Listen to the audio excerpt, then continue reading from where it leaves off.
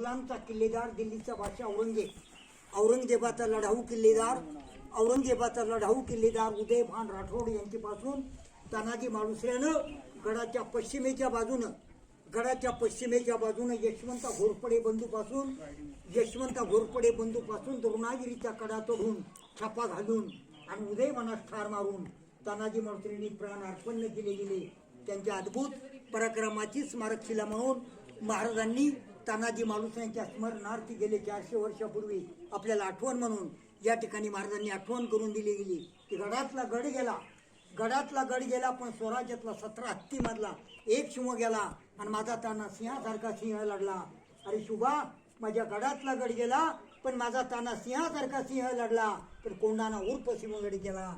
राजे म्हणाले गेले, अरे मावळ्यांनो, गड आला पण शिव गेला.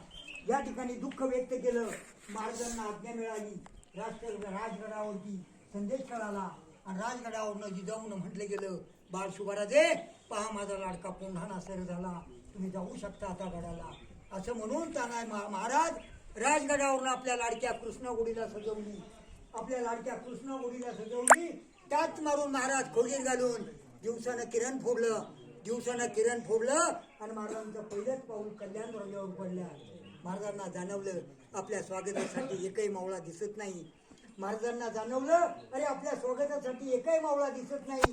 सगळे मावळे तानाजी मालुसरेंच्या रक्तात पडलेल्या तानाजी मालुसरेंच्या बरोबर या ठिकाणी दुःख व्यक्त करत होते आणि या ठिकाणाचं दुःख अश्रू गाळत होते. काही ठिकाणी 80 वर्षाच्या शेलार मामानं उदय भाऊला ठार मारला आणि महाराजांना सूर्याजीने जाऊन तो कल्याण रोजा उघडला. शेलार मामाला म्हणून 80 वर्षाच्या शेलार मामानं सूर्याजीनं हा गड पुन्हा स्वराज्यात घेतला आणि या ठिकाणी स्वराज्यात बलिदान दिलं गेलं. आणि अशा असणाऱ्या नरवीर सुभेदार तानाजी मालुसरेंच्या रक्तानं हा गड स्वराज्याचा भगवा चढवला आणि त्या ठिकाणी जिजाऊ साहेबांना राजगडाला आनंद झाला आणि गगनात मावेना एवढा आनंद झाला. आणि त्या ठिकाणी जिजाऊन म्हटलं गेलं, बाळ शुभाराजे, पहा माझ्या गडातला गड गेला, तुम्ही जाऊ शकता आता गडाला. असं म्हणून या ठिकाणी महाराजांनी म्हटलं गेलं, अरे मावळ्या